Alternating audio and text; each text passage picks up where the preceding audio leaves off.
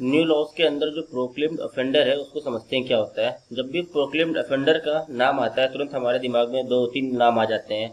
पहला नीरव मोदी, मेहुल चोकसी, दाऊद इब्राहिम और विजय माल्या। ये सब वह इंसान थे जिनको कोर्ट ने बार बार समन भेजा, बार बार वारंट भेजा, पर ये सब कोर्ट के सामने प्रस्तुत ही नहीं हुए। जब कोई इंसान कोर्ट के सामने प्रस्तुत नहीं होता है कोर्ट द्वारा बार बार समन भेजने पे या वारंट भेजने पे, तब कोर्ट उसे प्रोक्लेम्ड ऑफेंडर डिक्लेयर कर देती है। जैसे कि यहाँ लिखा हुआ है, व्हेन अ पर्सन अवॉइड्स यानी छुपता है, हाइड्स बचना चाहता है या छुपता है लीगल प्रोसीडिंग्स से, तो कोर्ट उसको एक प्रोक्लेम्ड ऑफेंडर घोषित कर देती है। अब देखिए, प्रोक्लेम्ड ऑफेंडर ऐसे नहीं होता है कि आप तुरंत दो तीन बार इशू हुआ आपके खिलाफ वारंट तो आप प्रस्तुत नहीं हुए तो प्रोक्लेम्ड ऑफेंडर घोषित कर दिया जाएगा, बिल्कुल भी नहीं। सबसे पहले इसकी एक प्रोसीजर होता है। कोर्ट एक पब्लिक नोटिस देती है। पब्लिक नोटिस एक ऐसी जगह चिपकाया जाता है जहां पर आपके घर के पास कोर्ट रूम में चिपकाया जाता है, और हो सके तो न्यूज़पेपर में भी पब्लिश कराया जाता है कि आपके बारे में कि वारंट इशू है आपके खिलाफ और आप कोर्ट सामने प्रस्तुत नहीं हो रहे हैं। और इसको 30 दिन का टाइम दिया जाता है, 30 डेज का टाइम दिया जाएगा। अगर 30 दिन के अंदर आप प्रस्तुत नहीं होते हैं तब जाके कोर्ट आपको घोषित करती है प्रोक्लेम्ड ऑफेंडर। अब ये तो हो गया कैसे डिक्लेयर किया जाता है। अब देख लीजिए स्टेटमेंट क्या क्या लिखा गया है।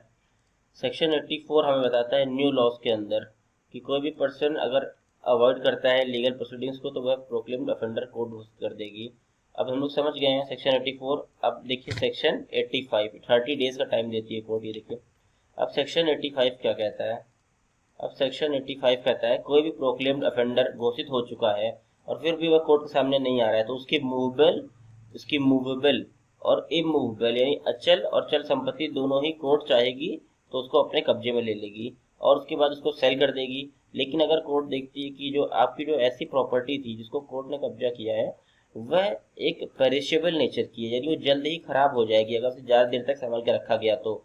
जैसे कि मान लीजिए सेब का व्यापार था आपका और 1 टन सेब आपके पास प्रॉपर्टी भी था, कोर्ट ने इसको जब्त कर लिया, बट इसको जब्त करने के काफी खर्चा लगेगा इसको संभाल के रखने के लिए, तो कोर्ट इसको सेल कर सकती है इस प्रॉपर्टी को यानी पेरिशेबल नेचर के प्रोडक्ट को। तो ये दोनों सेक्शंस अगर प्रोक्लेम्ड ऑफेंडर पढ़ते हैं तो सेक्शन 84 सेक्शन 85 बहुत ही ज्यादा इंपॉर्टेंट है। Once declared a proclaimed offender, जैसे ही घोषित कर दिया जाएगा प्रोक्लेम्ड ऑफेंडर किसी को, उसकी प्रॉपर्टी को सीज किया जा सकता है।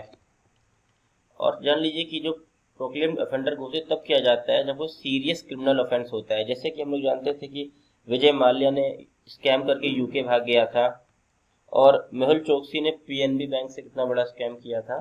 तो ये सारे कुछ एग्जांपल्स हैं जो कि आप अगर अपने आंसर में लिखते हैं तो काफी अच्छा आपका आंसर एक ब्यूटीफाई होता है।